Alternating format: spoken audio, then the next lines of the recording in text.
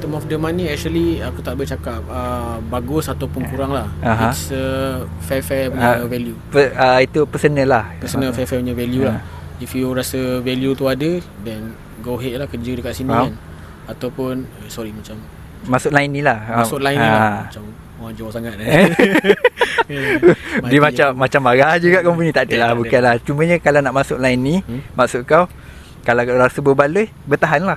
Yes. Itu sebenarnya tempat kerja semua kena bertahan. Tapi kalau rezeki orang jumpa kerja yang kerja sikit bayar lebih, tu rezeki dia lah. Rezeki lah, betul lah. Tapi mungkin sebab aku stay sini 7 tahun, sebab aku grow further like dengan company ni. Sebab first of all, company ni provide, walaupun strict time, bukan nak kata strict time lah, senang kata working time apa semua, plus aku punya rehat, actually aku tak berapa stress sangat. Okay.